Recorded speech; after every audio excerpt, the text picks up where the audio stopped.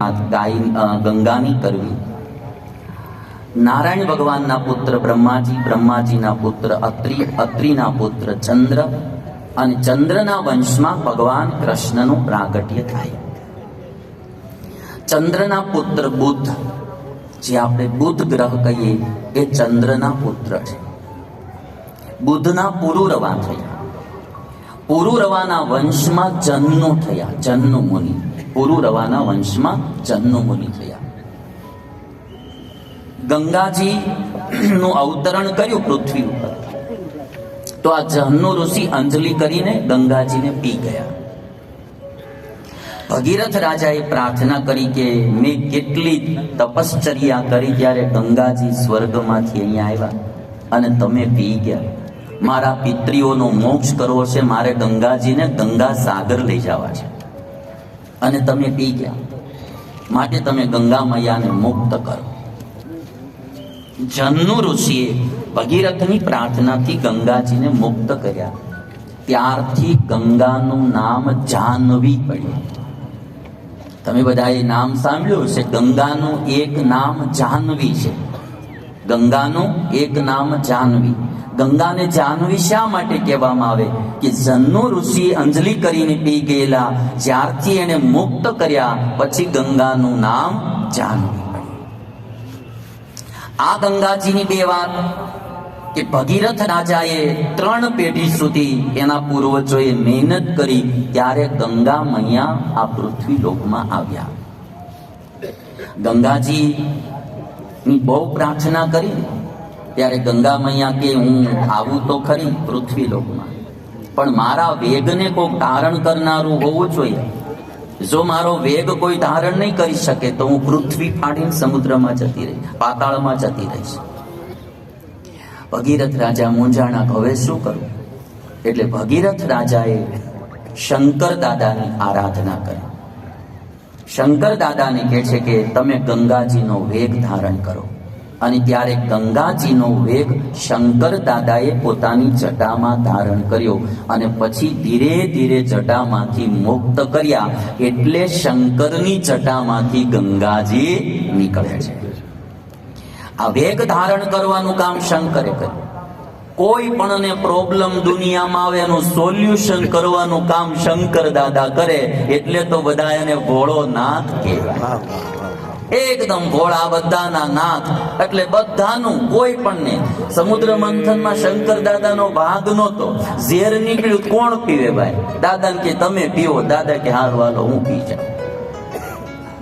આ ગંગાજી લાવવા હતા, પણ હવે એને ધારણ કોણ કરે વેગને? શંકર દાદા કે લાવો હું ધારણ કરીશ.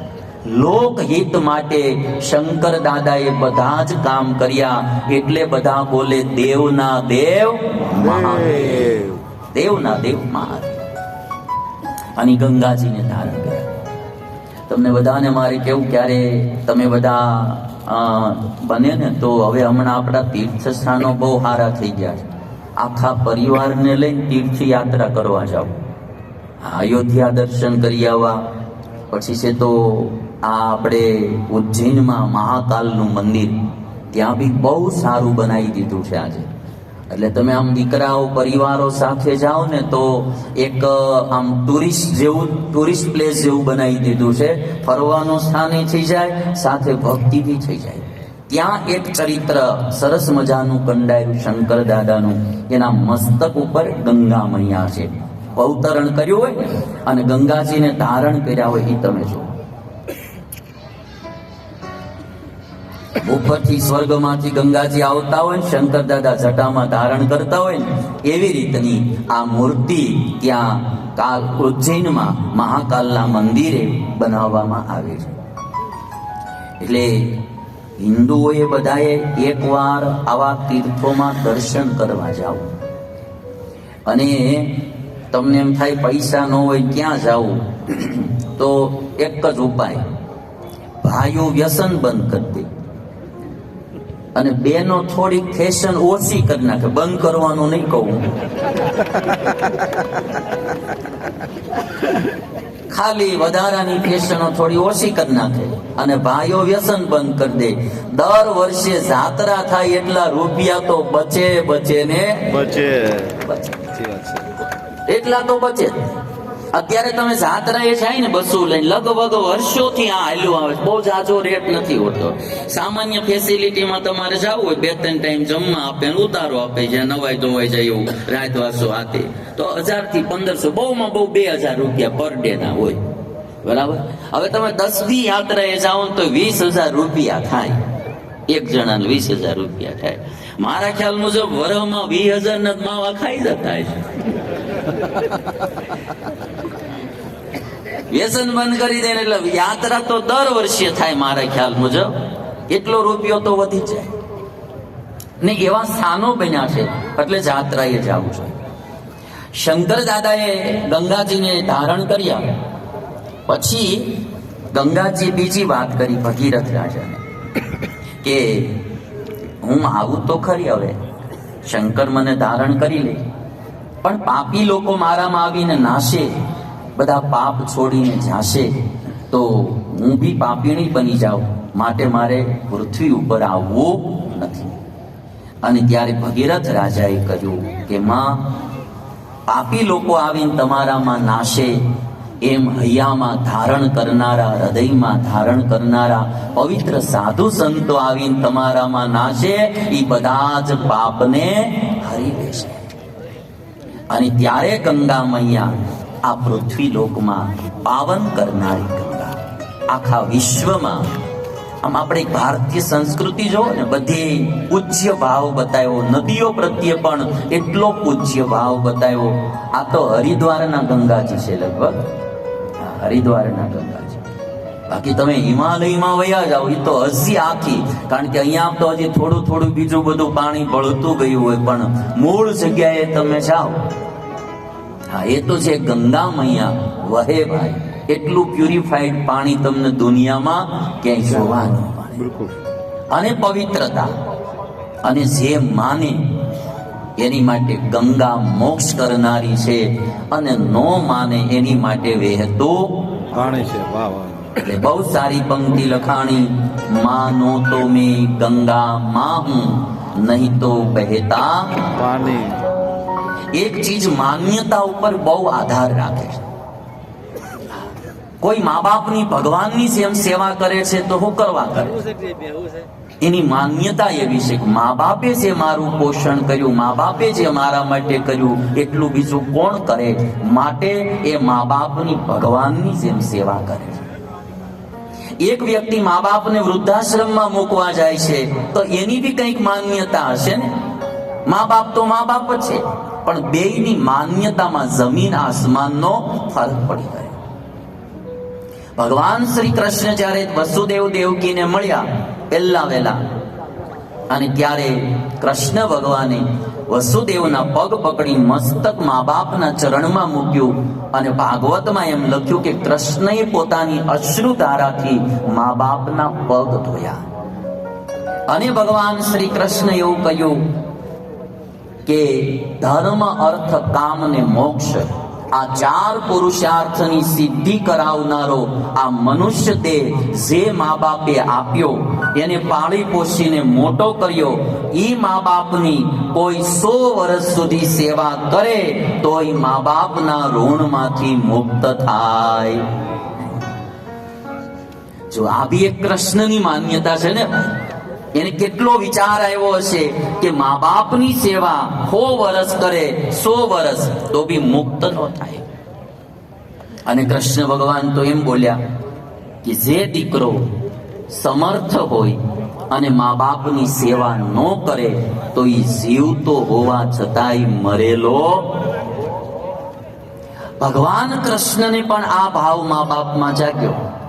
ભાવ ઉપર આખી દુનિયા ડિપેન્ડ કરે છે. જીવનની મજા પણ ભાવ ઉપર છે, ભક્તિ પણ ભાવ ઉપર છે, સમર્પણ પણ ભાવ ઉપર ડિપેન્ડ કરે, સેવા પણ ભાવ ઉપર ડિપેન્ડ કરે, સત્કર્મ પણ ભાવ ઉપર ડિપેન્ડ કરે. ભાવ નો જાગે તો કાંઈ નો થાય, અને ભાવ જાગે તો બધા જ કાર્યો સારા. એટલે કૃષ્ણ ભગવાને આ વાત કીધી અને ગંગા મૈયા માટે કહેવાનું, માનો તો ગંગા માં. मानो तो मैं गंगा माँ हूँ, ना मानो तो बहता पानी. मानो तो मैं गंगा माँ हूँ, ना मानो तो बहता पानी. जो स्वर्ग ने दी धरती को, जो स्वर्ग ने दी धरती को, मैं वो प्यार की वही निशानी.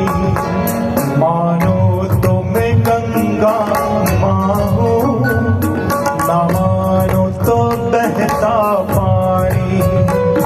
मानो तो मैं गंगा माँ हूँ, ना मानो तो बहता पानी.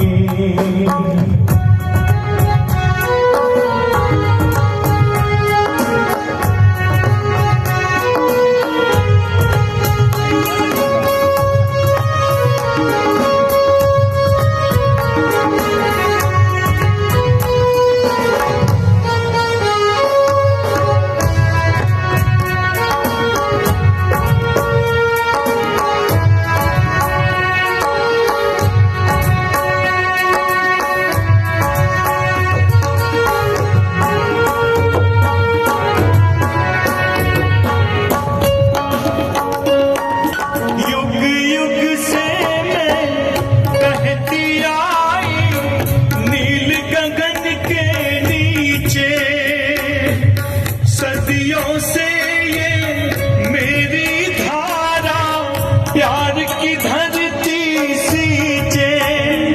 मेरी लहर लहर पे लिखी है,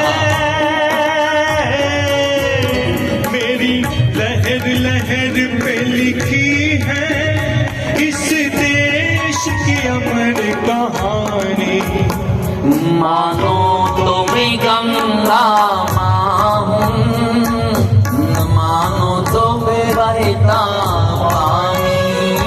मानो तो मैं गंगा माँ हूँ, न मानो तो बहता पानी. मानो तो मैं गंगा माँ हूँ, न मानो तो बहता पानी. मानो तो मैं गंगा माँ हूँ, न मानो तो बहता पानी. मैया ओ गंगा मैया, मैया ओ गंगा मैया. मैया ओ गंगा मैया, मैया ओ गंगा मैया. ओ मैया ओ गंगा मैया, मैया ओ गंगा मैया. मैया ओ गंगा मैया, मैया ओ गंगा मैया.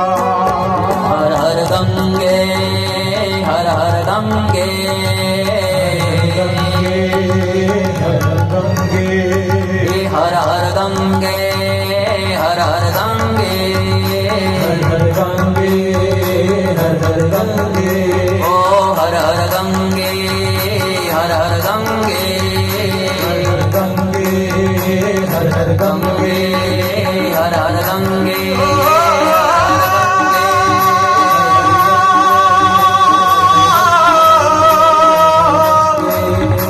गंगा मैया, गंगा मैया.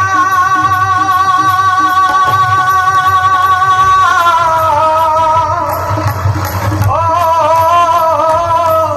गंगा मैया.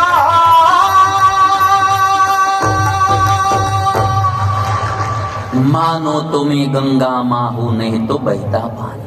ઈશ્વરની ભક્તિ હોય, કોઈ પણ ભક્તિ હોય, કોઈ પણ સત્કર્મ હોય, માને તો જ બધું, ન માને તો કાંઈ નહીં.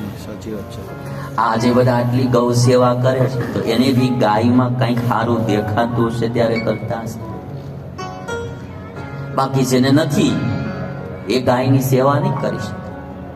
જે માને છે એ સવારમાં ઉઠી ગૌશાળામાં સેવા કરવા બી જાય છે. જેને કંઈક મહત્વ સમજાય એ સેવા કરે. અને એ જે જન્નો ઋષિ થયા, જેના ઉપરથી જાહ્નવી નામ પડ્યું, એના વંશમાં ગાધી થયા અને ગાધીના પુત્ર વિશ્વામિત્ર મુનિ થયા. અને એ ગાધીની એક પુત્રી હતી સત્યવતી, અને સત્યવતીના વિવાહ જમદગ્નિ ઋષિ સાથે થયેલા. અને જમદગ્નિ અને સત્યવતીથી એક પુત્ર ઉત્પન્ન થયા, જેનું નામ હતું પરશુરામજી. સત્યવતીથી જમદગ્નિનો જન્મ થયો અને જમદગ્નિ અને રેણુકાથી પરશુરામનો જન્મ થયો. ગાધીના પુત્રી સત્યવતી, એમના પુત્ર થયા જમદગ્નિ, અને જમદગ્નિના પુત્ર થયા પરશુરામ. પરશુરામ પણ એક ભગવાનનો અવતાર છે, જે ચંદ્રવંશમાં એ અવતાર થયો.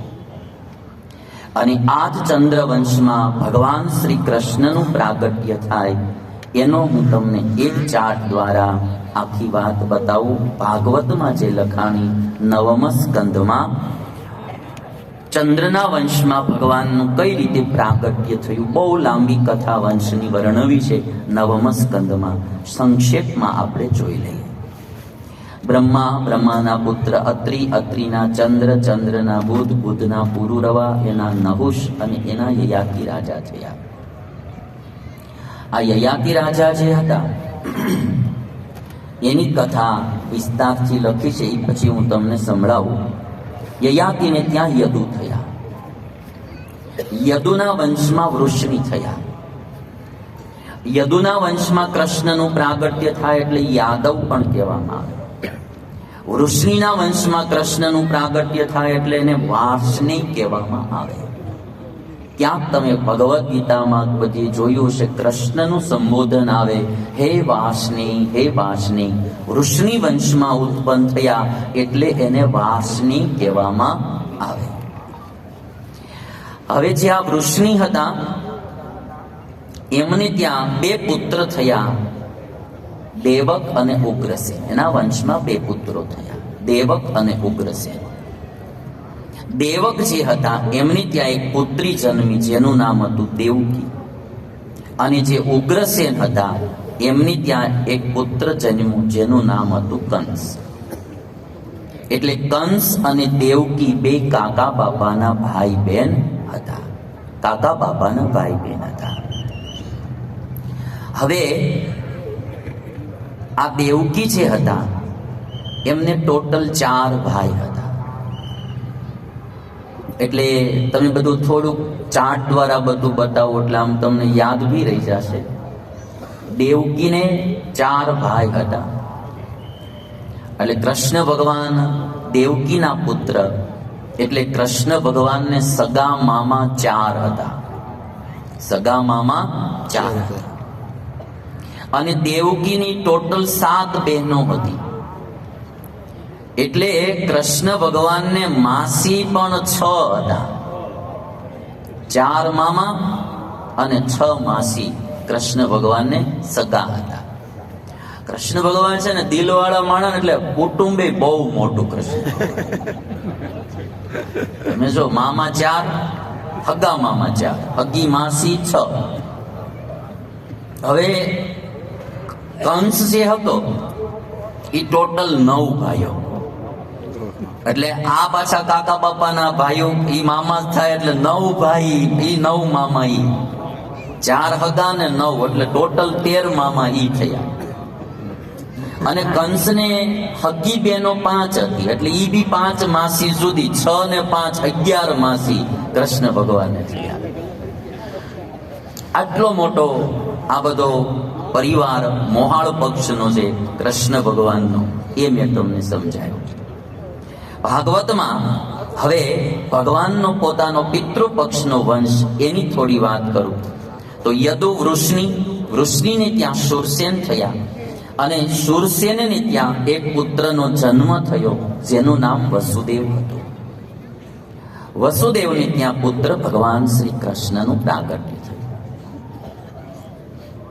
હવે આ વસુદેવ હતા, એમને એક બેન હતા જેનું નામ હતું પૃથા. અને પૃથાના જે દીકરાઓ થયા એ બધા 5 પાંડવ. એટલે પાંડવો જે છે એ કૃષ્ણ ભગવાનના ફઈના દીકરાઓ હતા. 5 પાંડવો એ કૃષ્ણ ભગવાનના ફઈના દીકરાઓ હતા. હવે પૃથાના દીકરા હોવાથી પાંડવો એને પાર્થ કહેવામાં આવે. પાર્થ શબ્દ છે ને પૃથા શબ્દ ઉપરથી બન્યો છે. પૃથાયઃ અપત્યમ ઇતિ પાર્થ. પૃથાનો જે દીકરો હોય એને પાર્થ કહેવાય. હવે તમે જોશો આ પૃથા જે હતી શૂરસેનની દીકરી, પણ શૂરસેનના એક મિત્ર હતા જેનું નામ હતું કુંતીભોજ. અને એના મિત્રને કોઈ સંતાન નહોતું, એટલે શૂરસેને પોતાની દીકરી પૃથા કુંતીભોજને ખોળે બેસાડી. જ્યારથી કુંતીભોજના ખોળે બેસાડી પૃથાને, ત્યારથી એનું નામ પડ્યું કુંતી. કુંતીભોજની દીકરી હવે બની એટલે એનું નામ પડ્યું કુંતી. એટલે પાંડવોને કૌંતેય પણ કહેવામાં આવે છે. પાર્થ પણ કહેવામાં આવે, કૌંતેય પણ કહેવામાં આવે. પાર્થ શબ્દ જનરલી ખાલી અર્જુન માટે વધારે પ્રસિદ્ધ થયો.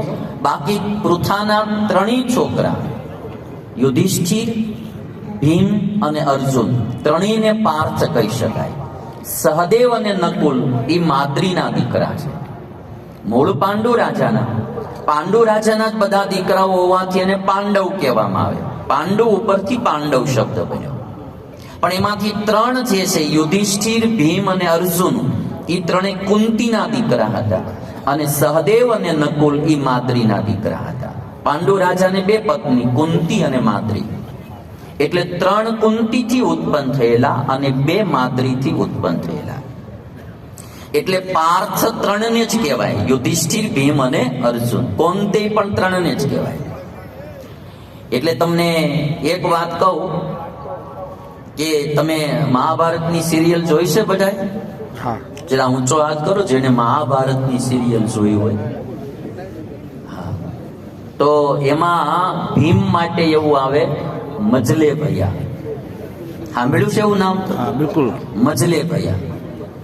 મજલે ભૈયા એટલે શું થાય? વચલો ભાઈ. વચલો ભાઈ હોય ને છે એને મજલે ભૈયા કહેવાય. હવે તમે જો 5 નામ જોવા જાઓ પાંડવના, તો યુધિષ્ઠિર, ભીમ, અર્જુન, સહદેવ અને નકુલ. તો વચલો ભાઈ કયો થાય? અર્જુન. યુધિષ્ઠિર, ભીમ, અર્જુન, સહદેવ અને નકુલ. તો વચલો ભાઈ અર્જુન થાય. તો એને મજલે ભૈયા તો અર્જુન થયો, ભીમ કઈ રીતે થાય? એટલે બહુ સમજવાની વાત છે કે કુંતીના 3 દીકરા હતા અને 3 દીકરામાં યુધિષ્ઠિર, ભીમ અને અર્જુન, એમાં વચલો ભીમ હતો એટલે એને મજલે ભૈયા કહેવામાં આવે.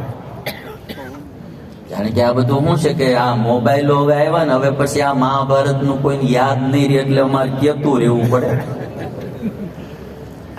મોબાઈલો આવી ગયા પછી માણા એમાંથી નવરા રહેતા નથી. એટલે ભીમને શા માટે મજલે ભૈયા કે એ ખબર ન હોય. અને જો કે જિજ્ઞાસા જાગે તો જ માથાકૂટ હોય, નહીં તો ક્યાં કહેવા દેવા. હે ભાઈ, ભલે નહીં કે ભીમને મજલે કહેતા, આપણે હું વાંધો. પણ આ વસ્તુ બહુ સમજવાની છે, એટલા માટે મેં તમને કહી. વસુદેવ, એના બેન પૃથા, એના દીકરા પાંડવ, ફઈના દીકરા. હવે વસુદેવના એક બેનનું નામ હતું શ્રુતદેવા. શ્રુતદેવાના દીકરાનું નામ હતું દંતવક્ર. અને વસુદેવના એક બેનનું નામ હતું શ્રુતશ્રવા. અને એના દીકરાનું નામ હતું શિશુપાલ. એટલે પાંડવો, દંતવક્ર અને શિશુપાલ 3 માસ્યેય ભાઈઓ હતા. 3 માસ્યેય ભાઈ. અને ત્રણે ત્રણ કૃષ્ણ ભગવાનના ફઈના દીકરાઓ હતા. સંબંધમાં જેટલો પાંડવો એટલો શિશુપાળ હતો. એટલે મેં એક દિવસ કીધું તું તમને કે પાંડવો કૃષ્ણને સમજ્યા તો આખી જિંદગી કૃષ્ણએ એની મદદ કરી, અને શિશુપાલ વિરોધ કરવામાં જ રહ્યો તો ભગવાનને છેલ્લે માથું ઉડાડવું. પણ તોય કૃષ્ણએ કેટલું સહન કર્યું તમે જો. જ્યારે શિશુપાલ જન્મો ત્યારે એને 4 હાથ હતા શિશુપાલને, અને 3 નેત્ર હતા. એક અહીંયા વચ્ચે નેત્ર હતું. કદરૂપો છોકરો. એના મા બાપને એમ થયું કે આવા દીકરાને રખાય નહીં, એટલે જંગલમાં છોડવા ગયા. એકદમ વિચિત્ર કદરૂપો દીકરો જંગલમાં છોડવા ગયા. છોડીને આવતા હતા તો આકાશવાણી થઈ કે આ તમારો દીકરો બહુ મહાપરાક્રમી શૂરવીર થશે, માટે તમે એને છોડો. અને આ દીકરાને જેને ખોળામાં તમે બેસાડશો અને 4 ભુજામાંથી 2 ભુજા નીચે ખરી પડે અને ત્રીજું નેત્ર અદ્રશ્ય થઈ જાય તો સમજવું કે એમના હાથે આનું મૃત્યુ થશે. હવે છોકરાને લઈને ઘરે આવી ગયા શ્રુતશ્રવા, શિશુપાલની માં. પછી વિચાર કર્યો કે આપણે તો રાજા, આજુબાજુના પાડોશી રાજાઓ હારે જ વેર થાય, એટલે લગભગ તો મૃત્યુ એના હાથે જ હોય. એટલે આજુબાજુના રજવાડાના રાજાઓને આમંત્રણ મળ્યા દેવા કે આવો.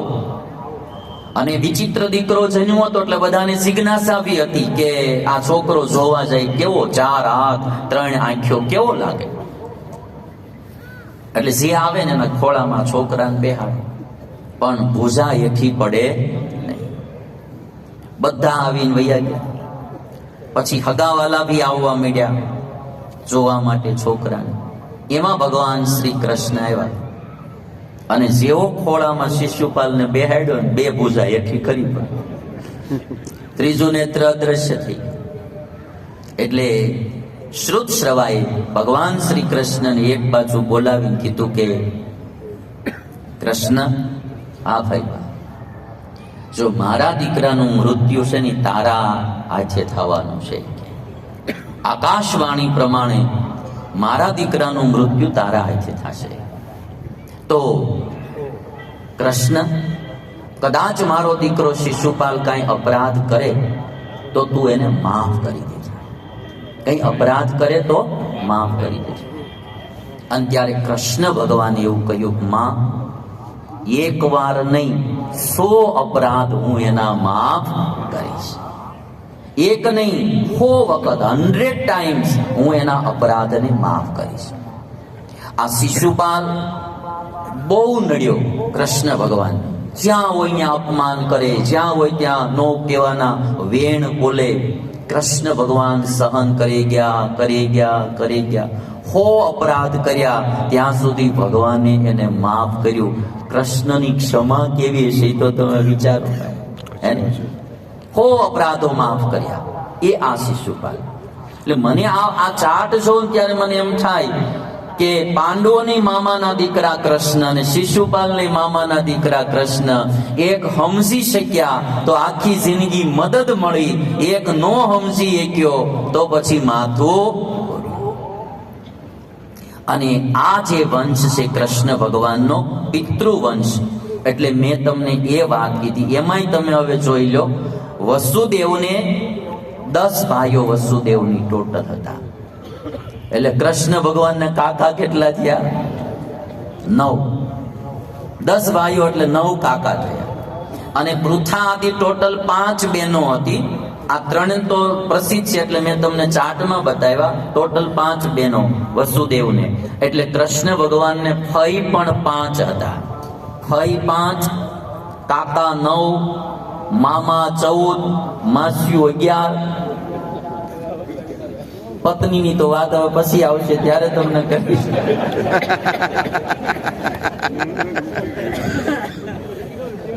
તમે વિચાર કરો કેટલો મોટો પરિવાર. એટલે કહી દઉં તો ભાઈ 16,108 પત્નીઓ. ભાગવતમાં લખ્યું બધાને 10 દીકરા થયા. આટલો મોટો પરિવાર અને પાછો હળી મળીને રે ઈ આ ભગવાન વિના થાય. આ તમે એકમાં થાકી ગયા હો. આ 16,108 નું હેન્ડલિંગ કેમ કરતા છે તમે વિચાર કરો. હવે કહેવાનો ટાઈમ રહી નો રહી. પછી ભાગવતમાં પણ દશમ સ્કંદમાં એવું લખાણું કે નારદજીને જિજ્ઞાસા જાગી કે મારું આ 16,108 રાણી કેમ હાલતું છે આ બધું. તે નારદજી એક દી જોવા માટે આવ્યા દ્વારિકામાં. તો એક મહેલમાં પ્રવેશ કર્યો ને તો કૃષ્ણ ભગવાન અને રૂકમિણી ભગવાનની પૂજા કરતા હતા. નારદજી આવ્યા એટલે ભગવાન ઊભા થઈ ગયા, આદર આપ્યો, આવો આવો પધારો દેવર્ષિ નારદ. કેમ આવવાનું થયું? નારદજી કે કાંઈ નહીં પ્રભુ, બસ તમારા દર્શને આવ્યો. એમ તો ન કહેવાય પરીક્ષા કરવા આવ્યો છે, તમારા દર્શને આવ્યો છે. જતા રહ્યા નારદ. બીજા મહેલમાં ગયા, ત્યાં કૃષ્ણ ભગવાનને સત્યભામા માતા પિતાની સેવા કરે. ભગવાને સ્વાગત કર્યું. આવો દેવર્ષિ નારદ આવો. કેમ પધાર્યા? કે બસ દર્શન કરવા આવ્યો.